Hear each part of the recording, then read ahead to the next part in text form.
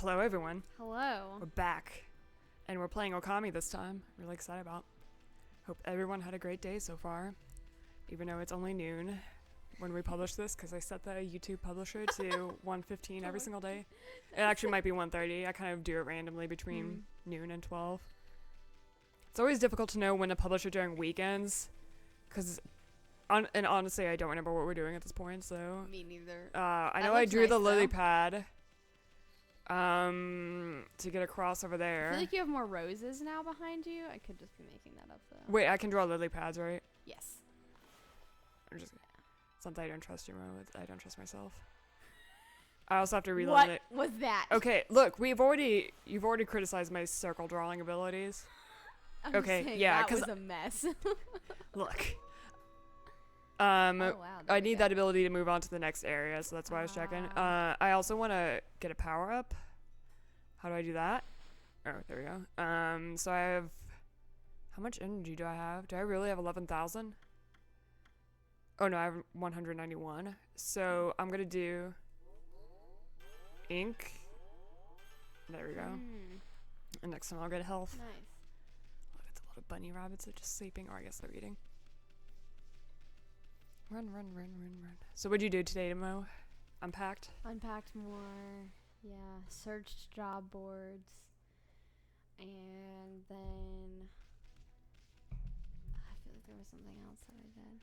Oh, I don't know, but then I rewarded myself by playing my roller coaster game for an hour. Roller coaster game? Fun. Roller Coaster Tycoon? It's Coaster Planet. It's like an updated version of Roller Coaster Tycoon. Oh, okay. It's pretty cool. Pretty cool. You mean the game where you charged, because they charged people after you get off the roller coaster in that game, you would just build a roller coaster and then charge people $500 when they got off, and that's how you made all your money? Not to spoil the game, that's been out for 20 years.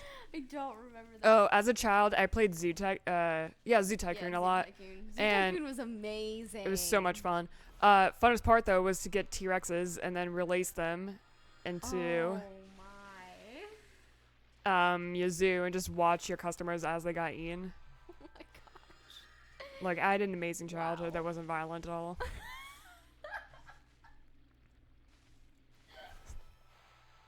Oh wow, this is intense. It's actually... I wish it wasn't like this, but whatever. This is a lot. It's a lot of effort. Yeah. I mean, I feel like they could have made this half the length that it is, and it'd be like, okay, we get it. Like, you can't make it without here without the lily pads. We got it. Our powers are necessary. Oh, so I was listening to a podcast today, and I discovered one you might like. Our podcast? Yeah, I was listening to our podcast during work and critiquing my ability to do stand-up comedy. I'm not very good. I'm joking. I'm okay. My biggest critique of myself as a comedian is I can't do voices. And I feel like that's a very important part of being able to do comedy. Oh, wow. Jeez. Nice. Oh, I definitely thought that was going to explode. Cool. But this was a criminal justice podcast. And I can't remember the name now. But basically, it's two lawyers that go out and do pro bono work for people who are in death row or were convicted of a crime that they didn't commit. And this lawyer was like, I know as a defense attorney, most people tell you it doesn't matter whether or not your client's innocent. And he was like, that matters for me because I'm only interested in getting people who I think are innocent out of prison. Yeah. So there was this one case he was handling of this guy who... To give some background, he's from Honduras, and he left basically because his life was threatened. And he had been around violence a lot. Wasn't particularly new, like a new phenomenon to him. His friend had been killed and like left on the doorstep right in front of him or something like that. Something ridiculous. And so he comes to the United States and ends up in Florida because, you know, where else in the United States can people end up? That's a better place. And so he moves into a trailer kind of in a more rural part of Florida, but he still has neighbors. And one night he goes on a cocaine binge, you know, as one does, and decided that he wanted to calm down and drink some beer. which apparently is how you get off of a cocaine binge, which don't do drugs, kids. And then he decided he was going to go to his neighbor's house, I guess to ask him if they had any beer or something. I'm not entirely sure what his reasoning was. And so he knocks on the door, notices this woman is slumped against the door. And so he opens it, sees a dead body. He's used to violence, though, so I guess it's not that he's not shaken, because that'd be the wrong term, but it's like he doesn't have this fear of, like, I have to get out of here kind of deal. And so he sees she's been stabbed 29 times. An unnecessary amount of stabbage happened. And finds a knife next to her. And so he picks it up and says, "Is there anyone here?" And then he walks around the house a little bit. And then he sees the grandmother also slumped in the chair. And so... Ooh, I wonder what that did. I have no idea. I've never seen that before. So he runs out of the house, decides not to call the police for whatever reason. Wow, that's so creepy. And then the police come the next day because the mother's daughter was sleeping over at her boyfriend's house, and she asked her boyfriend to go check up on them or something. And so the boyfriend comes there, sees the dad, calls the police, and so the police come, they question him, ask if he had heard anything because he was next door, right? And no, I won't pay for that. I don't need it. Okay. And he says he didn't see anything. Then he goes to a next door neighbor and he says, "Hey, I know what I saw them dead last night, didn't call the police, but now I want to tell them what I saw happen." Oh, my experience or whatever, right?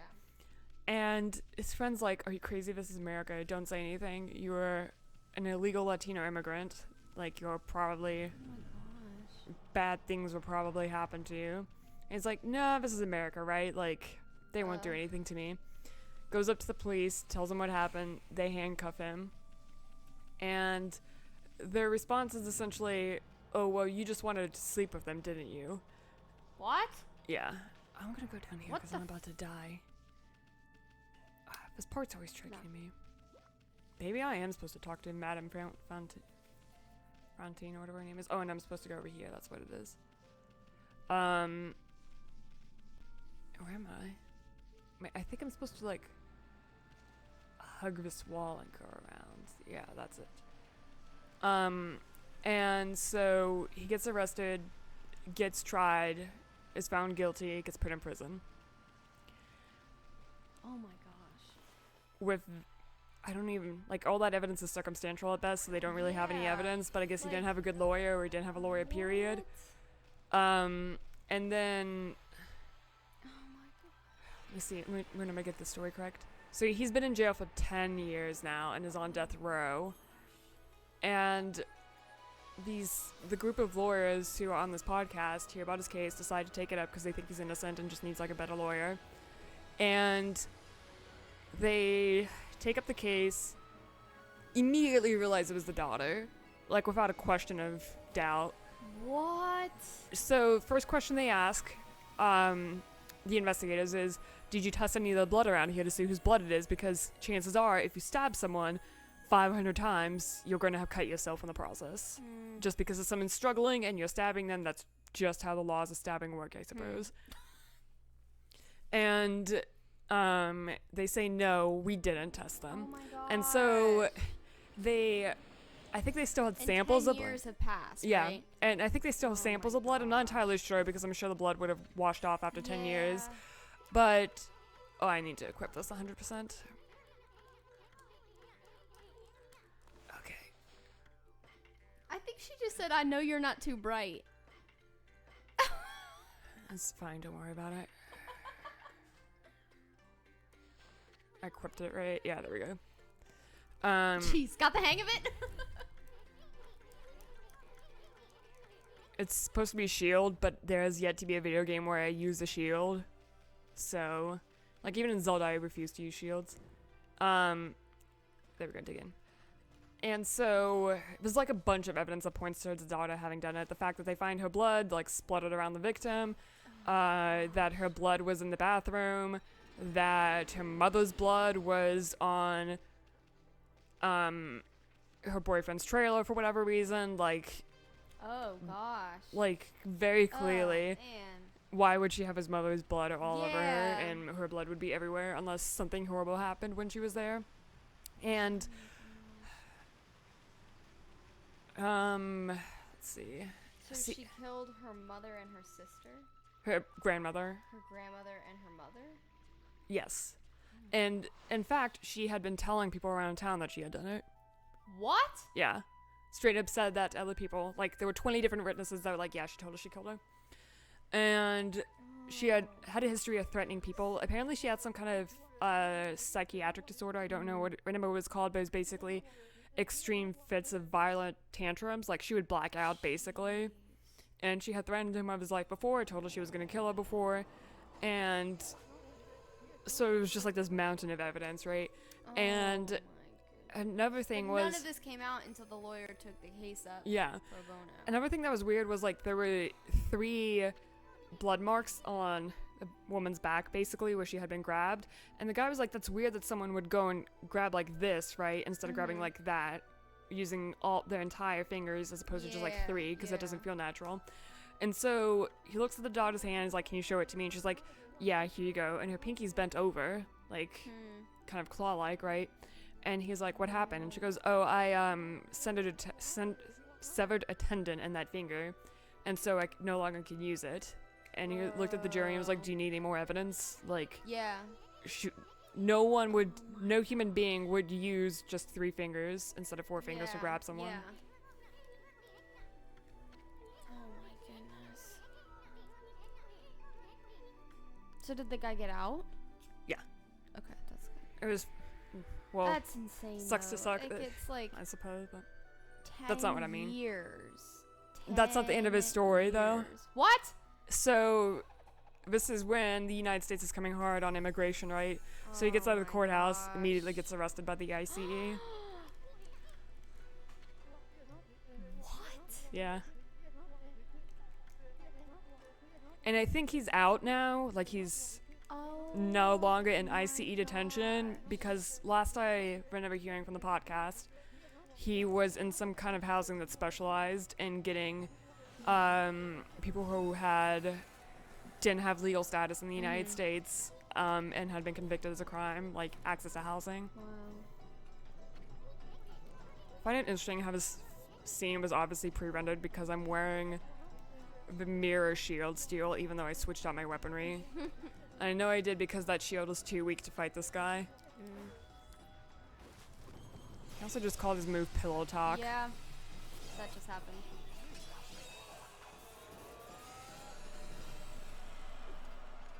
I never could tell if I liked this character in this game or not. Like, I kind of like that he has almost this wings effect. But then he just annoys me. Oh no. I also remember this guy. Like a boss fight? Kind of. I don't know a lot about video games. Oh, jeez.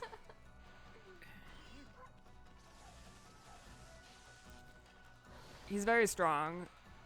Unless you know how to beat him, in which case it's not that bad. The bosses in this game tend to be a little bit more difficult than like Zelda per se.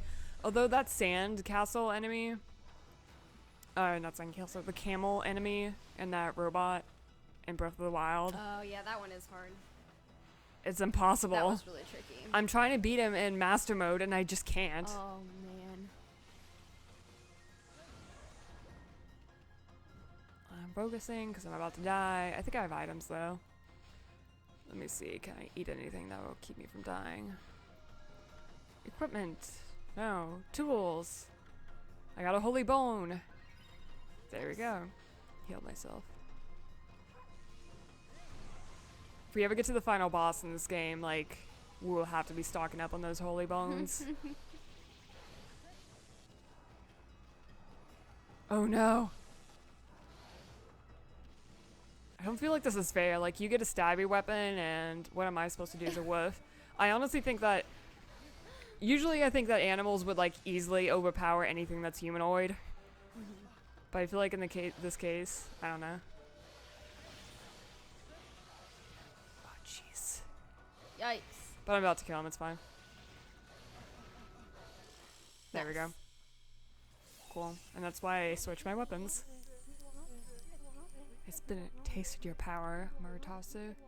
That's enough for now. now. You're the one who picked the fight. Hey, wait, you know this guy, Amy? Amy's like, nah, not really. You see, I was looking into that cursed zone that struck this area.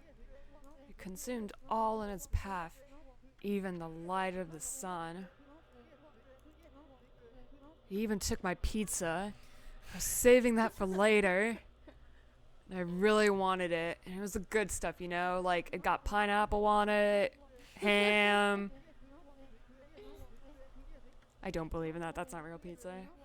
If you like that type of pizza, like, comment, and subscribe, but you're also gross. This conversation's so long. I simultaneously appreciate this game for its plot, but also I hate that it has so much plot. Which is always funny because my critique of Breath of the Wild is like, I wanted more plot to it. Like, I wanted to know Zelda and Link as a person and a couple better, but it didn't happen. That sleeping bear's on an acorn up there. I don't know if you noticed. Is that our peach lady friend? No. So at some point during this game, you get the ability to hook on to things, and they're like, that's a mood. Fell asleep. That's a mood. Wow. At least, well, what's the point of me being awake if, like, the little critter's just gonna tell me what it needs done anyways? But a lot of time's passed since Orochi's return. You better pick up the pace, Marjorie. Oh yeah, you know French, I don't. I have no idea. Barely. I don't remember much of it at all at this point. You want to test your knowledge of French versus my knowledge of Russian? Oh, sure. I have a feeling you'll know more Russian than I know French. Well, considering I call my family and talk to them. Yeah. I don't have any French family. Yeah, it's been a long time since I've studied French. Yeah. Did you consider minoring in it in college? I was only one class away from it. Oh, what happened? I just couldn't fit it in. Oh. Because I started my... Because I was originally a film major, and then I switched to English. Wait, why'd you switch? Because I didn't want to be a film major. But didn't you minor in it? I did. I ended up minoring in it. I regret all of this. So you didn't like anything you did during your undergrad? Not really, no. Yeah, okay. But, I mean, like, I did... It was worthwhile. Like, there were experiences that I had that I look back and I'm like, you know, like, getting to, like, produce a documentary and doing the research for that. Like, that was a good experience. If I were to go back, though, I wouldn't go to the school I went to. I wouldn't do the degree that I did. Like, oh, yeah, it doesn't matter for you because you didn't meet your husband at that school. Right. Then you would never have met me, though. That's true, though. You're one of the experiences. I am really an experience. Sad. You are an experience. Should we consider this conversation next time? Goodbye, everyone. Bye. Have a great day. Be an experience. Yeah. Be an experience in someone else's life and your own.